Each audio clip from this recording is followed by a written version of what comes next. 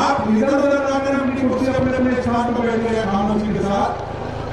आदरणीय बहन जी चंद मिनटों में आपके बीच में पहुंचने वाली है। अब मैं आप लोग नारों का जवाब देंगे।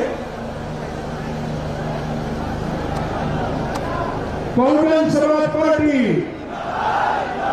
बहुजन समाज पार्टी,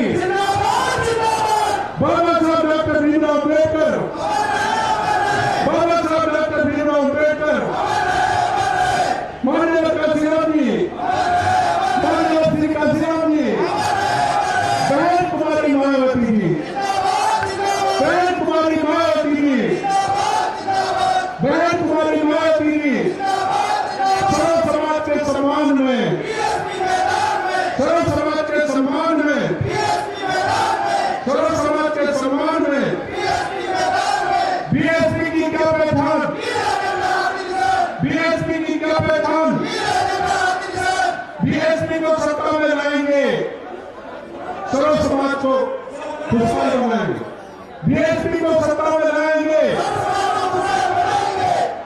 बहन जी आप संघर्ष करो, बहन जी आप संघर्ष करो, बहन जी आप आगे बढ़ो, बहन जी आप आगे बढ़ो। हर पोलिंग बूथ को जिताना है, हर पोलिंग बूथ को जिताना है। बहुजन समाज पार्टी, बहुजन समाज पार्टी, बाबा साहब डॉक्टर भीमराव अम्बेडकर, बाबा साहब डॉक्टर भीमराव अम्बेडकर, बहन कुमारी मायावती जी, बहन कुमारी मायावती जी, माननीय श्री काशीराम जी, माननीय श्री काशीराम जी, सर्व समाज के सम्मान में, सर्व समाज के सम्मान में बीएसपी की क्या पहचान, बीएसपी की क्या पहचान, बीएसपी को सत्ता में लाना है। बहन जी आप संघर्ष करो, बहन जी आप संघर्ष करो, बहन जी आप आगे बढ़ो, बहन जी आप आगे बढ़ो। हर पोलिंग बूथ को जिताना है, हर पोलिंग बूथ को जिताना है। बहुजन समाज पार्टी, बहुजन समाज पार्टी, माननीय श्री काशीराम जी, माननीय श्री काशीराम जी, बहन कुमारी मायावती जी, बहन कुमारी मायावती जी, सर्व समाज के सम्मान में, सर्व समाज के सम्मान में बीएसपी की क्या पहचान, बीएसपी की क्या पहचान। बहुजन समाज पार्टी जिंदाबाद, बहुजन समाज पार्टी जिंदाबाद।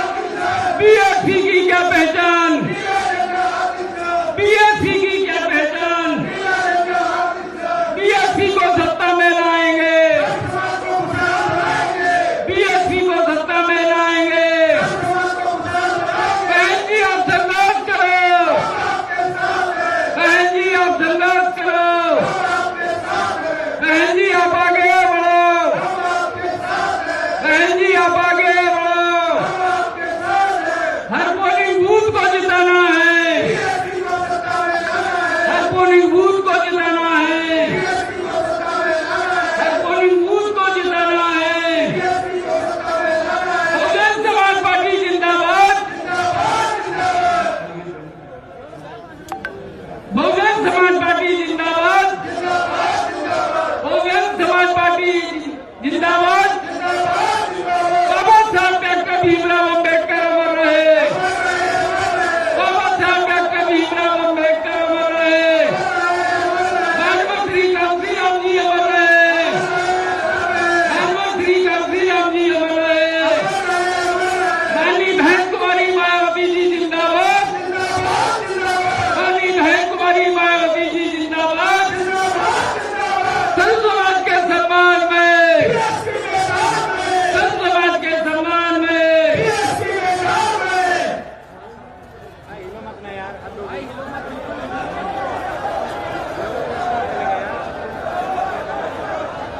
आगरा मंडलीय स्तरीय चुनावी जनसभा की मुख्य अतिथि बहुजन समाज पार्टी की राष्ट्रीय अध्यक्ष, पूर्व मुख्यमंत्री उत्तर प्रदेश एवं पूर्व सांसद आदरणीय बहन कुमारी मायावती जी हमारे बीच पहुंच चुकी है। आदरणीय बहन जी के पहुंचने पर आगरा मंडल बहुजन समाज पार्टी यूनिट व सर्व समाज के भाई बहने आदरणीय बहन जी का हार्दिक स्वागत करते हैं, खैर मकदम करते हैं।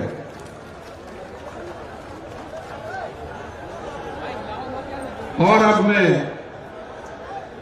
आगरा मंडल बहुजन समाज पार्टी यूनिट की जानिब से आज की चुनावी जनसभा की मुख्य अतिथि आदरणीय बहन जी को बहुजन समाज पार्टी का चुनावी चिन्ह हाथी सैकड़न भेंट करके उनका सम्मान करते हैं।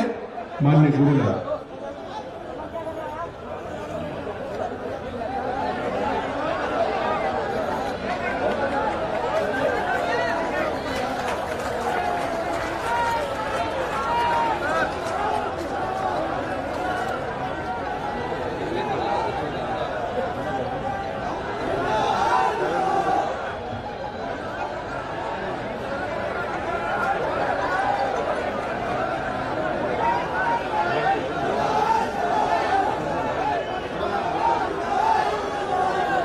अब मैं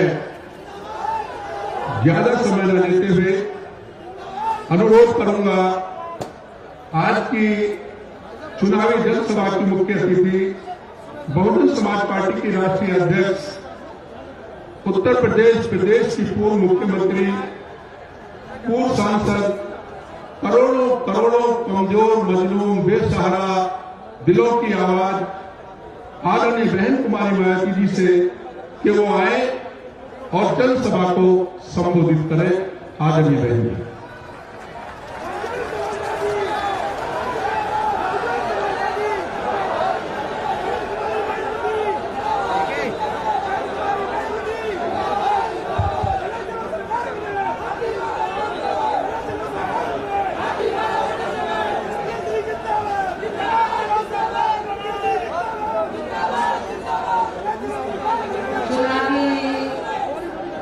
जनसभा में इकट्ठा हुए बीएसपी के सभी छोटे बड़े पदाधिकारियों एवं कार्यकर्तागण, आज आप लोग उत्तर प्रदेश में विधानसभा के लिए हो रहे आम चुनाव में कोरोना नियमों का पालन करते हुए अपनी पार्टी के उम्मीदवारों के समर्थन में मुझे सुनने के लिए यहाँ इकट्ठा हुए हैं, तो उसके लिए मैं आप सभी लोगों का हार्दिक दिल से आभार प्रकट करती हूँ।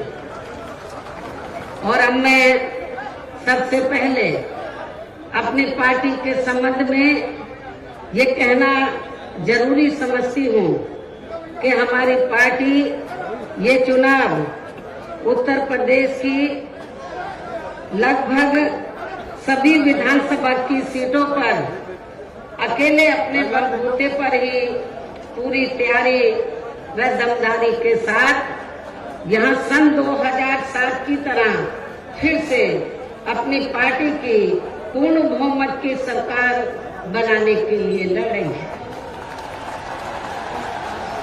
ताकि आपको वर्तमान में भाजपा के चल रहे जातिवादी संकीर्ण, अहंकारी व तानाशाही वाले शासन से मुक्ति मिल सके। इसके साथ ही हमारी पार्टी ने पूर्व की तरह इस चुनाव में भी बीएसपी से जुड़ने की तादाद को ध्यान में रखकर फिर उसी अनुपात में ही यहाँ सर्व समाज के लोगों को टिकट भी दिए हैं।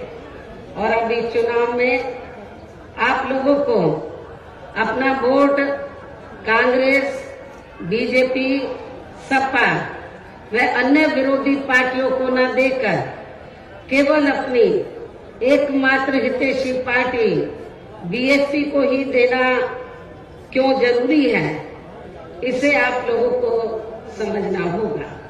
हालांकि इस संदर्भ में आप लोगों को ये मालूम है कि आजादी के बाद शुरू में काफी लंबे समय तक केंद्र व उत्तर प्रदेश सहित देश के अधिकांश राज्यों में भी कांग्रेस पार्टी की ही अकेले यहाँ सरकारें रही हैं, किंतु इनकी गलत नीतियों व गलत कार्य प्रणाली की वजह से ही अब ये पार्टी केंद्र के साथ साथ बहुत पहले ही उत्तर प्रदेश की सत्ता से भी बाहर हो गई है।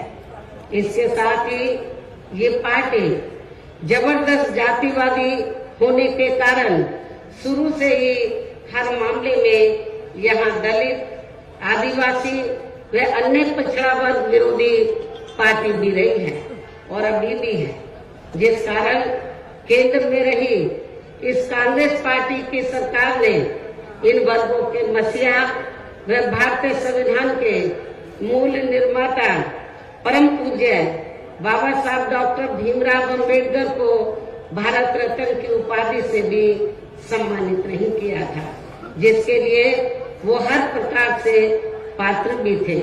इतना ही नहीं बल्कि इनके मूवमेंट को आगे बढ़ाने के लिए अपनी पूरी जिंदगी समर्पित करने वाले मान्यवर श्री कांशीराम जी के देहांत होने पर भी केंद्र में उस समय इसी कांग्रेस पार्टी की रही सरकार ने उनके सम्मान में एक दिन के लिए भी राष्ट्रीय शोक घोषित नहीं किया था, तथा न ही इस पार्टी की रही सरकार ने पिछड़े वर्ग की आरक्षण संबंधी मंडल कमीशन की रिपोर्ट को भी लागू किया था, जिससे फिर बीएसपी ने अपने कड़े संघर्ष व अथक प्रयासों से केंद्र में रही श्री बीपी सिंह की सरकार से ही लागू करवाया था। साथ ही इसी सरकार में ही बाबा साहब डॉक्टर भीमराव अम्बेडकर को भी भारत रत्न की उपाधि से सम्मानित किया गया था, जो इनके अपार अनुयायियों की बरसों से ये दिली चाहत भी थी।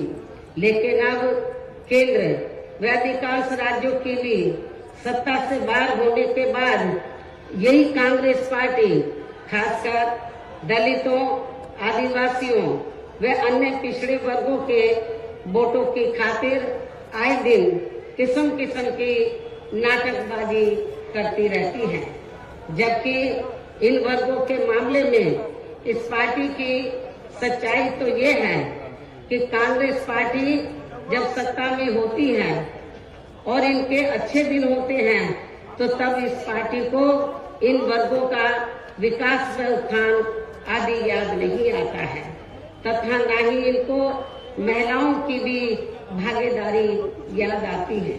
इतना ही नहीं बल्कि इस पार्टी के बाद खासकर यहाँ सपा व बीजेपी आदि की बनी सरकार में भी यूपी की जनता हर मामले में व हर स्तर पर काफी ज्यादा दुखी रही है। सपा की सरकार में तो अधिकांश यहाँ गुंडों, बदमाशों, माफियाओं व अराजक तत्वों एवं सरेआम लूट खसोट करने वालों का ही राज रहा है, जिसकी खास वजह से ही इस सरकार में आए दिन यहाँ जाति व धर्म के नाम पर तनाव व दंगे आदि ही होते रहे हैं। इस मामले में पश्चिमी यूपी का मुजफ्फरनगर कांड इसका खास उदाहरण है। प्रदेश में विकास के कार्य भी ज्यादातर यहाँ एक विशेष क्षेत्र व एक विशेष समुदाय के लोगों तक ही सीमित होकर रह गए। और इतना ही नहीं, सपा की सरकार के चलते दलित व अति पिछड़े वर्गों के लोगों के साथ तो हर स्तर पर सौतेला रवैया अपनाया गया है। आप लोगों को ये मालूम है कि जब सपा पावर में आई तो सपा सरकार ने एक काम ये किया, सबसे पहले सत्ता में आते ही, कि हमारी पार्टी की सरकार ने जो दलित और अन्य पिछड़े वर्ग में समय समय पर संत गुरु और महापुरुष हुए तो उनको आदर सम्मान देने के मकसद से, उद्देश्य से हमारी पार्टी की सरकार ने जिन नए जिलों के नाम इनके नाम से रखे, नई योजनाओं के नाम इनके नाम से रखे, तो उनको बदल दिया। और इतना ही नहीं, मैं सरकारी कर्मचारियों को भी ये बताना चाहती हूँ कि जब पदोन्नति में आरक्षण को लेकर तो पार्लियामेंट में बिल आया तो यही समाजवादी पार्टी थी जिसने इस बिल को फाड़ दिया था और इस बिल को पास नहीं होने दिया, ताकि जो दलित वर्ग के लोग हैं उनको पदोन्नति में आरक्षण की सुविधा न मिल सके।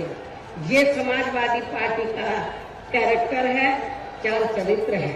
इसी प्रकार भाजपा सरकार की भी नीतियां व कार्यशैली अधिकांश यहाँ जातिवादी, पूंजीवादी एवं आरएसएस के संकीर्ण एजेंडे को ही लागू करने पर टिकी रही है, जिससे प्रभावित एवं शिकार हुए लोगों का इस सरकार में सही से विकास व उत्थान आदि नहीं हो सका है।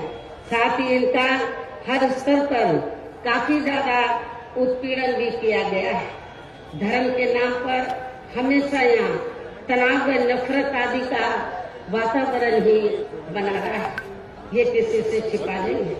प्रदेश में हर प्रकार के अपराध भी काफी ज्यादा बढ़े हैं। खासकर दलित व महिलाएं भी इस सरकार में कतई भी सुरक्षित नहीं रही हैं। लेकिन मीडिया में इनके आंकड़ों को ज्यादातर दबा दिया जाता है। आपके आगरा में तो इतना बुरा हाल है दलितों का कि पुलिस की कस्टडी में तो दलित वर्ग के एक नवयुवक को मार दिया जाता है। ये भी किसी से छिपा नहीं है। इसके अलावा प्रदेश में गरीबों, मजदूरों, बेरोजगारों व अन्य मेहनतकश लोगों के साथ साथ दलितों, आदिवासियों, अन्य पिछड़े वर्गों, मुस्लिम एवं अन्य धार्मिक अल्पसंख्यक समाज के लोगों के हित व कल्याण के लिए वर्षों से जो भी यहाँ सरकारी योजनाएं चल रही थी तो उनका भी इन्हें इस सरकार में सही से पूरा लाभ नहीं मिल सका है। खासकर दलितों व पिछड़ों को आरक्षण का भी पूरा लाभ नहीं मिल सका है, क्योंकि इन्होंने ज्यादातर सरकारी कार्य प्राइवेट सेक्टर के जरिए ही कराए हैं, जिसमें इनके लिए आरक्षण की कोई भी व्यवस्था नहीं है। सरकारी नौकरियों में भी इनका आरक्षण का कोटा भाजपा सरकार में भी पूरा नहीं किया गया है। मुस्लिम व अन्य धार्मिक अल्पसंख्यक समाज के लोगों के साथ तो बीजेपी की सरकार में अधिकांश इन्होंने पक्षपात वाला रवैया ही अपनाया है।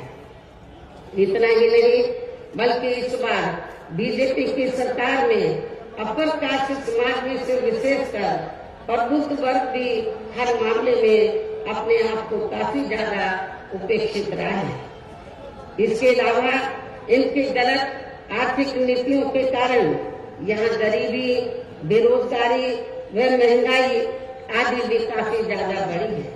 खासकर चुनाव घोषित होने से पहले तो डीजल, पेट्रोल व रसोई गैस आदि की आए दिन बढ़ी कीमतों ने भी जनता की काफी ज्यादा मुश्किलें बढ़ाई हैं।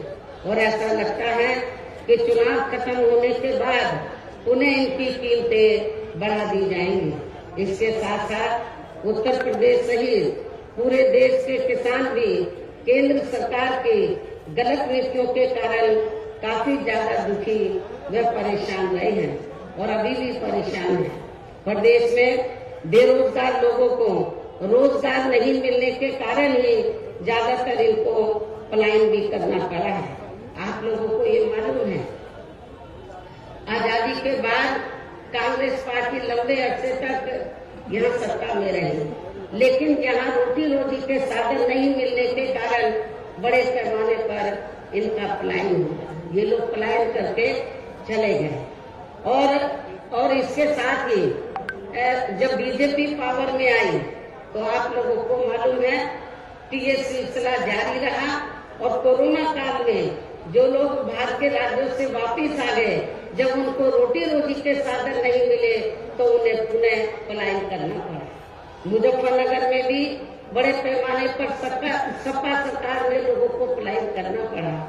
तो ये तीनों पार्टियों की जो सरकारें हैं, चाहे कांग्रेस सत्ता में रही हो, चाहे समाजवादी पार्टी, चाहे बीजेपी, इन सभी पार्टियों की सरकारों में किसी न किसी कारणवश जो दुखी पीड़ित लोग हैं, खासकर बेरोजगार लोग हैं, उनको पलायन करना पड़ा है। इस प्रकार से इन सभी विरोधी पार्टियों की रही सरकारों में शुरू से ही यहाँ यूपी की जनता काफी ज्यादा दुखी व परेशान रही है। खासकर कोरोना महामारी के दौरान तो इन सभी की हालत और भी ज्यादा खराब हो गई है।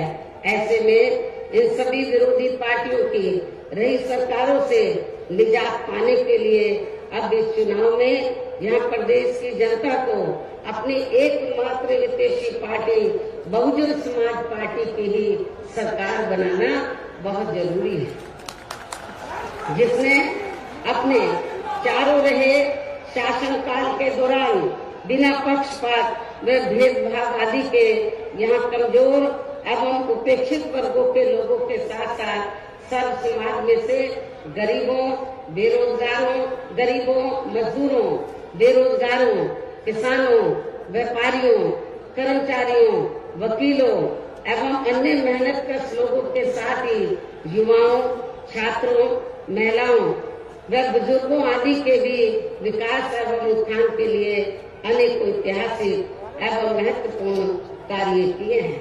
इसके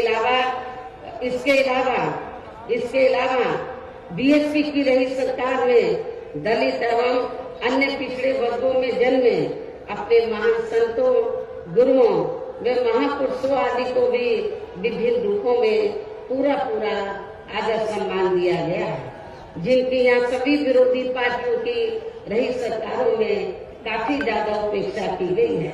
इसके साथ साथ बीएसपी की सरकार में पूर्व की तरह ही यहाँ सभी वर्गों, धर्मों व विभिन्न क्षेत्रों में लगे लोगों के हितों में भी फिर से ऐतिहासिक कार्य किए जाएंगे। प्रदेश में विशेषकर गरीबी व बेरोजगारी आदि को दूर करने के लिए जरूरी कदम उठाए जाएंगे और ये हमारी सरकार का इस बार भी मुख्य एजेंडा होगा। साथ ही किसी भी मामले में किसानों को भी निराश नहीं होने दिया जाएगा। इसके अलावा आपके इस क्षेत्र के जो भी आपके आगरा मंडल में तो सभी जिलों में जो भी स्थानीय समस्याएं होंगी तो उन्हें भी जरूर दूर किया जाएगा। वैसे आप लोगों को मालूम है कि आगरा और फिरोजाबाद में तो जो यहाँ स्थानीय कारोबार चल रहे हैं, इनकी कुछ समस्याएं हैं तो उनको भी दूर किया जाएगा। ये भी मैं आप लोगों को विश्वास दिलाना चाहती हूँ। साथ ही केंद्र व यूपी सरकार के भी विवादित, इसके साथ ही केंद्र व यूपी सरकार के भी विवादित नियमों व कानूनों को यहाँ जल्दी से लागू नहीं होने दिया जाएगा। इतना ही नहीं बल्कि बीएसपी की रही सरकार में जिन महान संतों, गुरुओं एवं महापुरुषों आदि के आदर सम्मान में व उनके नाम पर जनहित की जो अनेकों योजनाएं शुरू की गई थी, साथ ही नए जिलों के नाम भी रखे गए थे, तो उन्हें अधिकांश जैसा कि मैंने आप लोगों को बताया कि उन्हें अधिकांश सपा सरकार द्वारा बदल दिया गया है, जिससे उनके प्रति इनकी हीन व जातिवादी मानसिकता भी साफ झलकती है तथा जिन्हें फिर बीएसपी की सरकार बनने पर जरूर बहाल कर दिया जाएगा।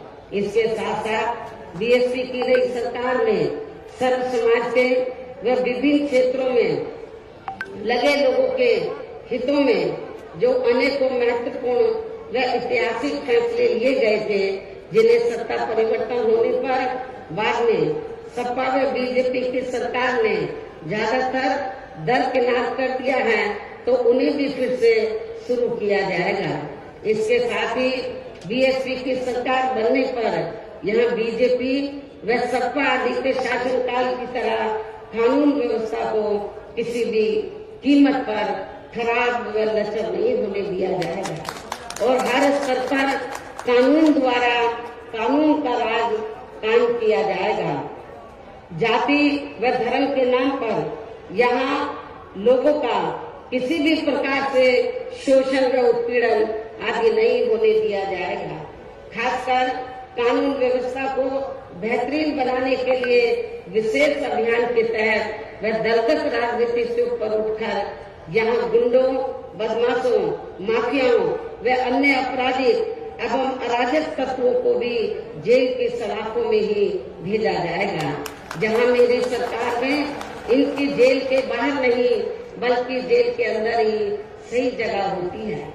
इतना ही नहीं बल्कि जाति, धर्म व राजनीतिक द्वेष की भावना के तहत जिन लोगों को खासकर धरना प्रदर्शन आदि के नाम पर जबरदस्ती गलत धाराओं में फंसाकर उन पर अनेकों केस चलाए हुए हैं वर्तमान भाजपा सरकार में, तो उन मामलों की भी सही से जांच करा के उनके केस भी खत्म किए जाएंगे।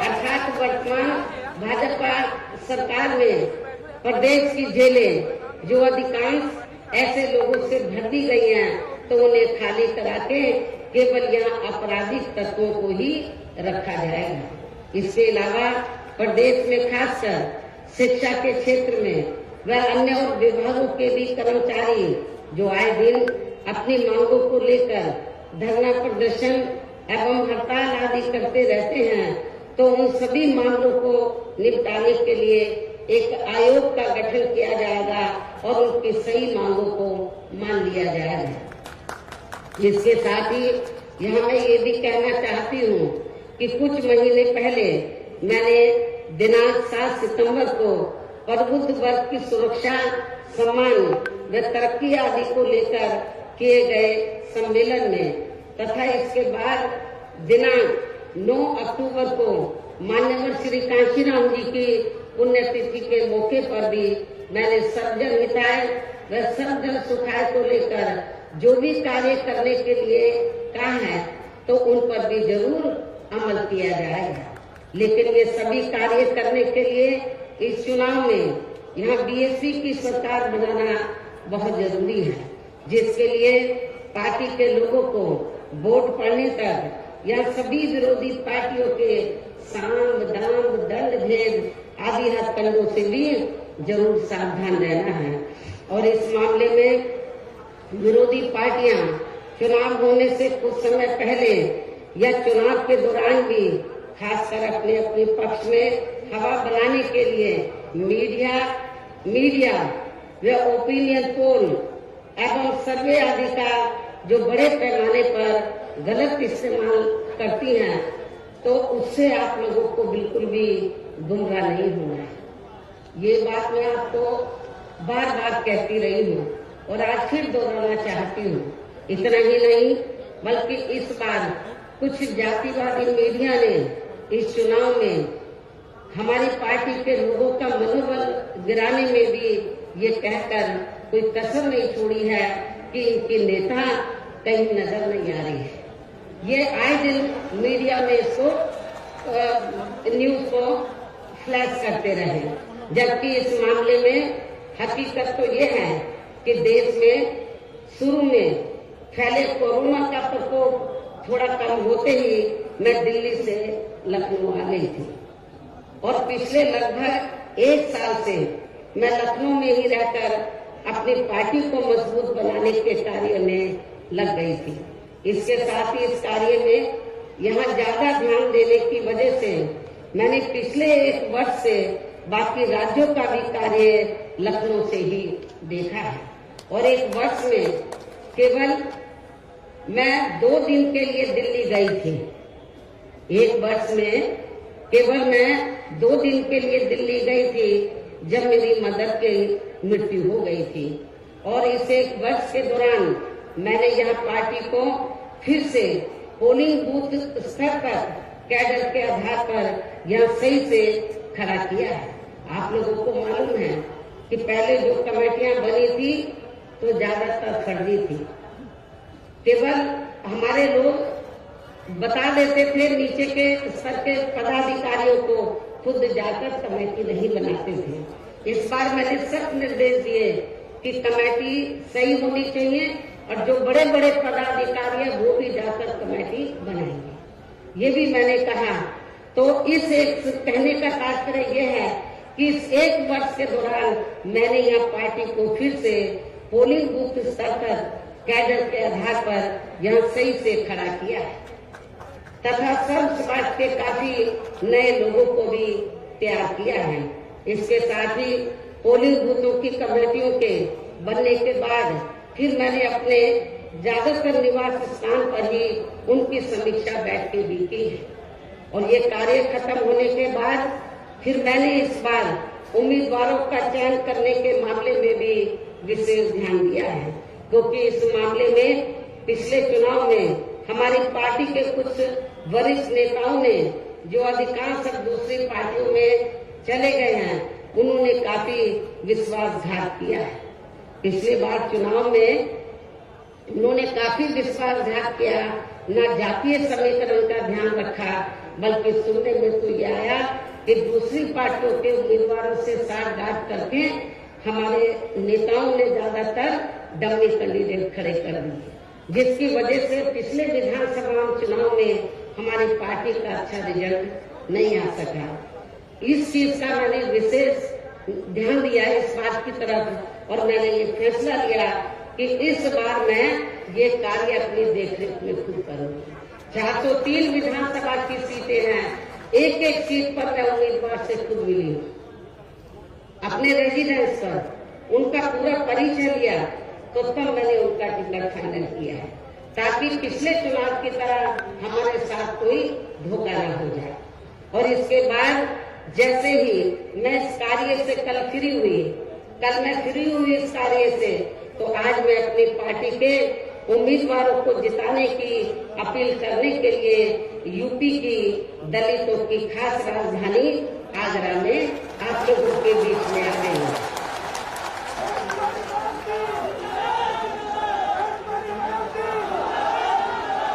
लेकिन मुझे भी पूरे यूपी में अपने खासकर दलित वर्ग के लोगों पर ये नाज है कि वे मीडिया के दुष्प्रचार पर कि इनके नेता कहाँ हैं उससे कतई भी गुमराह नहीं हुए और अपने कार्य में पूरे जी जान से डटे रहे, जिसके कारण इस दौरान बाकी जातियों के लोग भी बीएसपी में बड़े पैमाने पर जुड़े हैं। जब वीकर सेक्शन के लोग, दलित वर्ग के लोग बड़े पैमाने पर कैडर के आधार पर जुड़े, जिसकी तरफ मैंने विशेष ध्यान दिया, तो फिर जो बाकी जातियां हैं वो भी बड़े पैमाने पर बीएसपी में जुड़ी है। और अब इस बार चुनाव में फिर से मैं मीडिया बंधुओं को ये बताना चाहती हूँ, जो ये गलत खबर दिखाते रहे कि बहन जी की तरह है, बहन जी इसी काम में लगी थी, इनको मैं बताना चाहती हूँ चुनाव की तैयारी में लगी हुई थी। और अब मैं मीडिया बंधुओं को ये बताना चाहती हूँ कि अब इस बार चुनाव में फिर से सन 2007 की तरह बीएसपी का चौंकाने वाला रिजल्ट आएगा। ये भी मैं मीडिया बंधुओं को बताना चाहती हूँ। आप लोगों को याद होगा कि जब सन 2007 में विधानसभा का आम चुनाव हुआ था, तो उस दौरान मीडिया इस बात के चुनाव की तरह बीएसपी को कहीं आंकता नहीं था। और बीएसपी के बारे में क्या बोलता था, इनका ओपिनियन पोल, सर्वे आदि क्या बोलता था कि बीएसपी तीसरे नंबर पर रहेगी। जब रिजल्ट आया तो बीएसपी नंबर 1 पर आई और एब्सोल्यूट मेजोरिटी की सरकार बनी। और मुझे तो लग रहा है ऐसा इस बार भी होने वाला है। मीडिया का ओपिनियन पोल, सर्वे आदि धरा का धरा रह जाएगा। इसके साथ ही मैं आप लोगों को ये भी कहना चाहती हूँ कि आप लोगों को पूर्व की तरह इस चुनाव में भी विरोधी पार्टियों ने विभिन्न रूपों में जो अपने हवाई व प्रलोभन भरे चुनावी घोषणा पत्र आदि जारी किए हैं, जिन्हें सत्ता में आने के बाद ये पार्टियां अधिकांश अमल में नहीं लाती हैं, तो उनके बहकावे में भी आपको कतई नहीं आना। जबकि इस मामले में बीएसपी किसी भी चुनाव में विरोधी पार्टियों की तरह अपना कोई भी चुनावी घोषणा पत्र आदि जारी नहीं करती है, क्योंकि बीएसपी कहने में बहुत कम बल्कि कार्य करके दिखाने में ही ज्यादा विश्वास रखती है। और ऐसा हमने यहाँ यूपी में अपने चारों रही सरकारों के दौरान करके भी दिखाया है। इतना ही नहीं बल्कि हमारी पार्टी के चारों रही सरकारों ने प्रदेश में बिगड़ी हुई कानून व्यवस्था को सुधारने के साथ साथ जो असंख्य के साथ साथ प्रदेश के विकास एवं आम जनहित के लिए जो असंख्य अति महत्वपूर्ण कार्य किए हैं, वो अभी तक यहाँ किसी भी विरोधी पार्टी की सरकार ने नहीं किए हैं। आपको मालूम है कि बीजेपी के लोग कहते रहते हैं हमने गरीबों को इतने मकान दिए हैं, कहीं नजर आ रहे हैं। जब मेरी सरकार थी आपके आगरे में ही बड़े पैमाने पर हमने गरीबों को फ्री मकान बनाकर दिए, वो आपको नजर आते हैं। कहाँ है इनके मकान? तो वो आपको बहुत कम ही नजर आएंगे। बल्कि और इतना ही नहीं, तो मैं जैसा कि आपको बताया कि हमारी सरकार ने प्रदेश के विकास एवं आम जनहित के लिए जो असंख्य अति महत्वपूर्ण कार्य किए हैं, वो अभी तक यहाँ किसी भी विरोधी पार्टी की सरकार ने नहीं किए हैं। बल्कि ज्यादातर उन्हीं कार्यों के नाम जो हमारी सरकार ने कार्य किए थे, बल्कि ज्यादातर उन्हीं कार्यों के नाम व स्वरूप आदि बदलकर अब विरोधी पार्टियों की सरकारें उन्हीं को ही भुनाने में लगी है। लेकिन उन कार्यों के प्रति इनकी नियत व सोच सही नहीं होने के कारण उसमें भी ये पार्टियां ज्यादा सफल नहीं हो पा रही हैं। इन्हीं जरूरी बातों के साथ ही हम मेरा यही कहना है कि आप लोगों को इस चुनाव में अपने हित व कल्याण के लिए या फिर से यूपी में बीएसपी की सर्व जनहिताय व सर्व जन सुखाय की नीतियों पर आधारित सरकार बनाना बहुत जरूरी है। और इसके लिए पार्टी के लोगों को, इसके लिए बीएसपी के लोगों को वोट पड़ने वाले दिन कोरोना नियमों का पालन करते हुए सबसे पहले सुबह उठते ही व समय से अपने अपने पोलिंग बूथों पर अपना वोट डालने के लिए जाना है। वोट वाले दिन याद रखो, बहुजन समाज पार्टी के लोगों, जो बीमार हैं, बुजुर्ग हैं, उनको छोड़कर जो बाकी लोगों को उस दिन आप लोगों को उपवास रखना है। कब तक? जब तक आप लोग अपने अपने पोलिंग बूथों पर वोट डालकर अपने घरों में वापस नहीं आ जाते। और इस मामले में हमारी जो महिलाएं हैं वो भी पीछे नहीं रहेंगी, ये भी मैं बताना चाहती हूँ। तो सुबह उठते ही सबसे पहले अपने अपने पोलिंग बूथों पर आप लोगों को वोट डालने के लिए जरूर जाना है। इसके साथ ही आपका वोट अन्य कोई व्यक्ति डाल न सके, इसका भी आप लोगों को खुद ही ध्यान रखना है। इसके साथ साथ अपनी पार्टी का कोई भी वोट पड़ने से ना रह जाए, तो उसका भी पार्टी की हर पोलिंग बूथ की कमेटी को विशेष ध्यान रखना है। और अब अंत में मेरी बीएसपी के लोगों से यही अपील है कि पार्टी ने या आपके क्षेत्र में, आपके आगरा मंडल में जिन भी विधानसभा की सीटों पर अपने उम्मीदवारों को चुनाव के मैदान में उतारा है, जो यहाँ आपके बीच में मौजूद भी हैं। हमारे आगरा मंडल के जो प्रत्याशी हैं, तो जहाँ जहाँ से भी वो चुनाव लड़े हैं, तो जिनको हमने चुनाव के मैदान में उतारा है, ये आपके सामने जो स्टेज बना है, आपके बीच में यहाँ खड़े हुए हैं और आप लोगों से वोट की अपील कर रहे हैं। और बीएसपी के जो ये उम्मीदवार हैं, तो इनको जिताने के लिए आप लोगों से अपील कर रहे हैं। जो यहाँ आपके बीच में मौजूद हैं, तो उन्हें आप लोगों को वोट वाले दिन अपनी पार्टी के हाथी चुनाव चिन्ह के सामने वाले बटन को दबा के जरूर जिताना है। बीएसपी का चुनाव चिन्ह क्या है? हाथी, और आपकी आबादी हाथी की तरह विशाल है।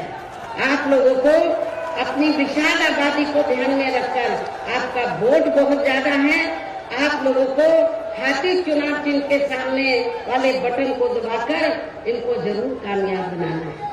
अपनी पार्टी के लोगों को, जो जिम्मेवार लोग हैं, उनको ये बताना है, इस क्षेत्र, इस मंडल के लोगों को, कि बीएसपी ने अपनी सरकार के दौरान जो कार्य किए हैं, मेरे ख्याल आजादी के बाद किसी भी पार्टी की सरकार ने उतने कार्य नहीं किए हैं। चाहे डेवलपमेंट का मामला है, चाहे लॉ एंड ऑर्डर का मामला है। और इतना ही नहीं, जिन हमारे संतों, गुरुओं और महापुरुषों को वर्षों से आदर सम्मान नहीं मिला था, उन्हें भी हमारी पार्टी की सरकार ने पूरा आदर सम्मान दिया है। और जब आप लोग लखनऊ जाते हैं, पहले का लखनऊ आप लोगों ने देखा होगा और मेरे सत्ता में आने के बाद का लखनऊ देखा होगा। लोग बाहर के राज्यों से आते हैं, विदेशों से आते हैं, कहते हैं कि ये तो लखनऊ की तस्वीर बदल गई, लखनऊ की तस्वीर बदल गई। और इतना ही नहीं, आपके आगरा मंडल में भी मैंने काफी काम किया। लोग कहते हैं कि मथुरा धार्मिक स्थल है, मथुरा जिला में मंदिर है, मस्जिद है, गुरुद्वारे हैं, बौद्ध विहार है, सब हैं, लेकिन उस धार्मिक स्थल को, उस जिले में विभिन्न धर्मों को मानने वाले लोग रहते हैं, विभिन्न धर्मों के, लेकिन उस जिले का जो थोड़ा घना विकास हुआ मेरी सरकार में हुआ, उसके बाद मथुरा जिले का कोई विकास नहीं हुआ है। ये भी मैं मथुरा के लोगों को बताना चाहती हूँ।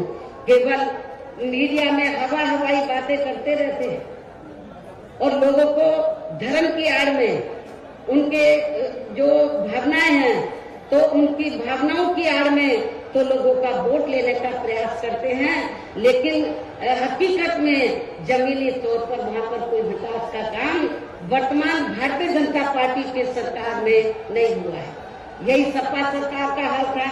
और बीजेपी को कुछ नहीं करना है, ज्यादातर वो मीडिया में घूमते रहते हैं। विकास के कार्य आप लोगों ने देखे हैं, कहीं आपको विकास नजर आया? आप लोगों का अपना पूरे 5 साल के अंदर कोई आपका विकास नहीं हुआ। आप लोगों के साथ जुल्म जाती हुई है। विकास किनका हुआ है? जो बड़े बड़े पूंजीपति हैं, जो बड़े बड़े धन्ना सेठ हैं, जो आरएसएस के लोग हैं, उनका विकास हुआ है। आप लोगों का विकास नहीं हुआ है।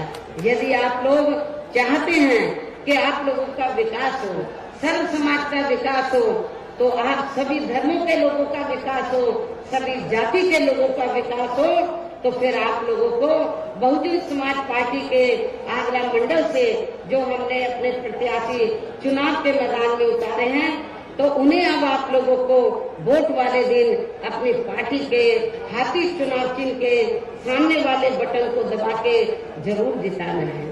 और फिर से आपको यहाँ सन 2007 की तरह ही बीएसपी की अपनी पूर्ण बहुमत की सरकार जरूर बनाना है। तभी फिर प्रदेश में यहाँ अमन चैन कायम होने के साथ साथ सभी धर्मों व वर्गों के लोगों का भी सही से विकास व उत्थान आदि हो सकता है। साथ ही यहाँ अन्याय, अपराध, भय व भ्रष्टाचार मुक्त एवं विकास युक्त वातावरण भी पैदा हो सकता है। और तभी फिर यहाँ परम पूज्य बाबा साहब डॉक्टर भीमराव अम्बेडकर एवं मान्यवर श्री कांशीराम जी आदि का भी सपना सही साकार हो सकता है। और इस उम्मीद के साथ ही अब मैं यही कहना चाहूंगी, क्या कहना चाहूंगी, कि अब आपको हर पोलिंग बूथ को जिताना है, बीएसपी को सत्ता में लाना है। आप लोगों को हर पोलिंग बूथ को जिताना है, बीएसपी को सत्ता में लाना है। इस विश्वास के साथ ही अब मैं पुनः अपनी पार्टी के उम्मीदवारों को जिताने की पुरजोर अपील करते हुए अपनी बात यही समाप्त करती हूँ। जय भीम, जय भारत।